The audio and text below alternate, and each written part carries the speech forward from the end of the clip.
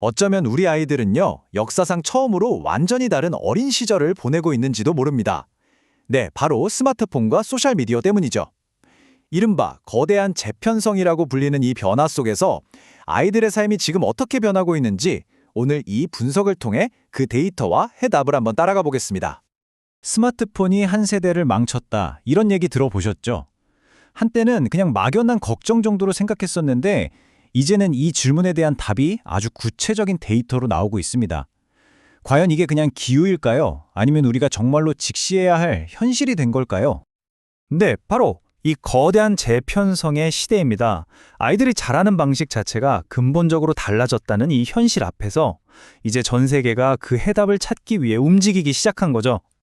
이 엄청난 질문에 답을 찾기 위해서 덴마크의 연구진들이 나섰습니다. 이건 그냥 단순한 설문조사가 아니에요.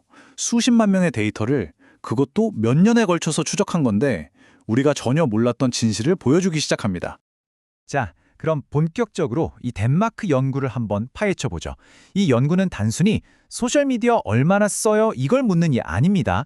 아이들이 느끼는 주관적인 감정과 공식적인 데이터를 연결해서 훨씬 더 깊이 들어가는 방식을 썼거든요. 우선 스케일이 정말 압도적입니다. 무려 11만 5천 명. 이 정도면 거의 도시 하나를 통째로 연구한 셈이죠. 그러니까 여기서 나온 데이터는 결코 가볍게 볼 수가 없는 겁니다. 바로 이 초청장이 실제로 덴마크 가정에 보내진 건데요. 이 연구가 진짜 똑똑한 게 뭐냐면 아이들이 직접 "나 행복해요" 라고 답한 점수랑 정부가 몇 년 동안 차곡차곡 쌓아온 공식적인 학교 생활 만족도 데이터를 연결했다는 겁니다. 그러니까 개인의 느낌과 객관적인 데이터를 교차 검증한 거죠. 연구진은 소셜미디어를 크게 두 종류로 나눴습니다. 하나는 그냥 멍하니 영상 보거나 피드 내리면서 시간을 보내는 수동적인 콘텐츠 미디어. 다른 하나는 친구들이랑 메시지를 주고받는 능동적인 채팅 미디어죠. 전자는 중독되기 쉽고 후자는 사회적인 관계에 직접 영향을 주잖아요. 이 둘을 구분해서 봤다는 게 아주 핵심적인 부분입니다. 그리고 여기서 진짜 흥미로운 점은요, 연구진들이 중독이라는 말을 그냥 대충 쓴 게 아니라는 거예요. 베르겐 소셜미디어 중독 척도라고 해서 이미 심리학적으로 검증된 도구를 썼습니다. 중요성, 내성, 금단현상 같은 6가지 기준으로 중독 수준을 아주 과학적으로 측정한 거죠. 자, 이렇게 정교하게 설계된 연구는 마침내 아무도 예상하지 못했던 정말 충격적인 발견에 이르게 됩니다. 바로 성별에 따라서 완전히 다른 이야기가 펼쳐진다는 거였어요. 이 연구는 그냥 어느 한 시점만 딱 본 게 아니에요. 아이들이 스마트폰을 갖기 전, 그리고 그 후 몇 년에 걸쳐서 웰빙 점수가 어떻게 변화하는지를 계속 추적했습니다. 바로 이 지점에서 정말 놀라운 결과가 나타납니다.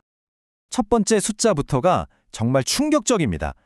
소녀들의 경우 아동기에서 청소년기로 넘어가는 그 시기에 웰빙 지수가 무려 11%나 뚝 떨어졌습니다. 그런데 소년들은 어땠을까요? 같은 기간 동안 4% 하락에 그쳤습니다. 소녀들과 비교하면 정말 확연한 차이가 보이죠? 자, 핵심은 바로 이 엇갈린 경로입니다. 그래프를 한번 보세요. 스마트폰을 쓰고 2, 3년이 지나니까 소녀들의 웰빙은 계속해서 떨어지는데 놀랍게도 소년들의 웰빙은 오히려 약간 개선되는 모습을 보입니다. 똑같은 스마트폰인데 성별에 따라 거의 정반대의 영향을 미친 거죠. 이렇게 충격적인 데이터가 나왔는데 이게 그냥 연구 보고서 안에만 머물러 있을 순 없겠죠. 마침내 각국 정부가 움직이기 시작했습니다. 이제 이 데이터는 아주 강력한 정책적 반격의 근거가 된 겁니다. 세계 지도자들의 어조도 완전히 달라졌습니다. 덴마크 총리는 소셜미디어를 가리켜 목줄 풀린 괴물이라고까지 표현했어요. 이 문제가 얼마나 심각한 위기인지를 세상에 알린 거죠. 그리고 덴마크는 말로만 그치지 않았습니다. 아주 공격적인 법안을 제안했는데요. 15세 미만은 아예 소셜미디어 사용을 금지하고 13세 이상도 부모 동의를 받아야 한다는 내용입니다. 연구 결과를 정책에 그대로 반영한 거죠.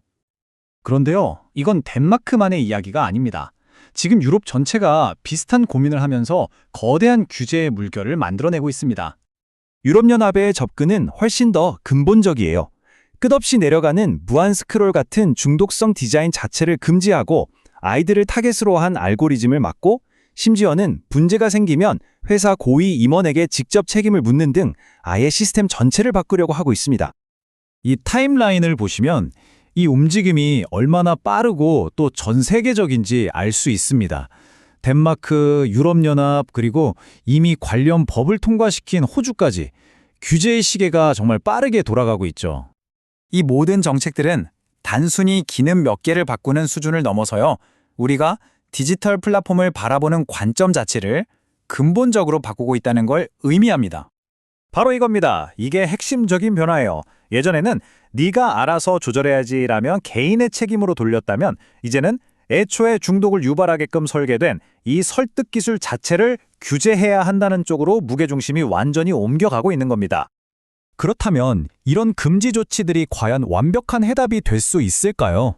아니면 이건 21세기의 어린 시절을 어떻게 지켜낼 것인가에 대한 우리 모두의 훨씬 더 큰 대화를 시작하는 첫걸음에 불과한 걸까요? 어쩌면 진짜 싸움은 이제부터 시작일지도 모릅니다. 여러분은 어떻게 생각하시나요?